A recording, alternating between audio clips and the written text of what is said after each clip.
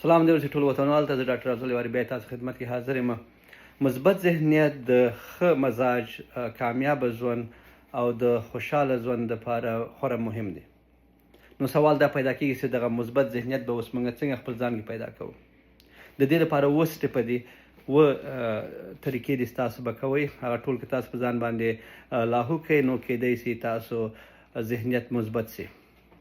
اول چې د قناعت ده، دوم چې د ننګوالۍ یا کوم چیلنجز چې تاسو ژوند ته چې راځي هغې ته تاسو فرصتو په سترګه وګورئ یا د اپرچونیټیز په سترګه وګورئ. که تاسو هغه چیلنجز په لاره کې روان استئ او هغه سم کوئ او پرې کار وکئ نو دا تاسو ته اپرچونیټیز دي، دا تاسو نوي فرصتونه دي. داسې فکر وکئ نو دا به تاسو ذهنیت مثبت کړي. دریم نمبر باندې همیشه ځان بریالی احساسوئ چې ته کامیاب او دغه کار کې به ته کامیابیږي.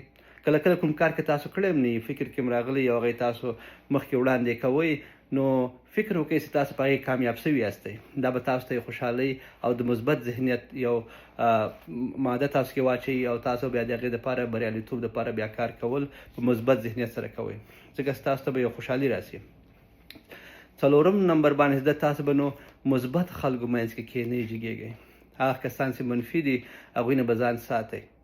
مثبت ذهنیت خلک هغه خلک دي چې تاسو سره وخت تېروي او کوم کارونه چې تاسو کوئ کله کله هغوی هم کوي. لکه که تاسو ورزش ته ځئ یا بایسکل چلوئ یا په اشپزخانه کې پیاز میده کوئ، هغوی هم راځي تاسو سره پیاز میده کوي یا کیسې در سره کوي. یا کومې آیډیاز یا کوم کارو باندې تاسو کار کوئ هغوی سره شریک کوئ، هغوی تا ته ولا ښه آیډیا ده، ښه کار ده، ویې که حتما. هغه منفي خلک چې ولا مې کوه، ناکامېږي، چیشتی کوي، ځان ولې په عذابوئ، هغوی خلکو نه ځان ساتئ. پنځم نمبر باندې په خپل ځان باندې مهربانه اوسئ. د دې مطلب دا ده چې ډېر زیات خپل ځان کرټیسایز کوئ مه، چې ولا زه خو ناکام یم، دا کار هم رانه خراب سو، هغه هم رانه خراب سو. همیشه ځان ته وایئ چې ته انسان او انسانان نه غلطیانې کېږي او خپل ځان ته شاباسۍ ورکوئ. شپږم نمبر باندې چې د خپل جسماني صحت خیال ساتئ. د دې مطلب دا ده چې که شاور هم وکړه، پاک کالي واغوندئ، ځان باندې عطر واچوئ، ورزش هم کوئ، ښه خوراک کوئ، صحتمنده خوراک.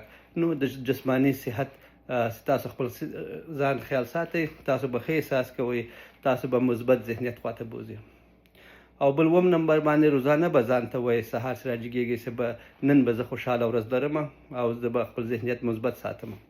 که تاسو دغه اووه سټپه خپل ژوند کې اپلای کوئ نو کیدی سي تاسو ذهنیت مثبت سي او ژوند به هم خوشحاله او بریالی وي. که ویډیو مو خوښ سوي نور ملګرو سره هم شریک کړئ. مننه. خدای پامان.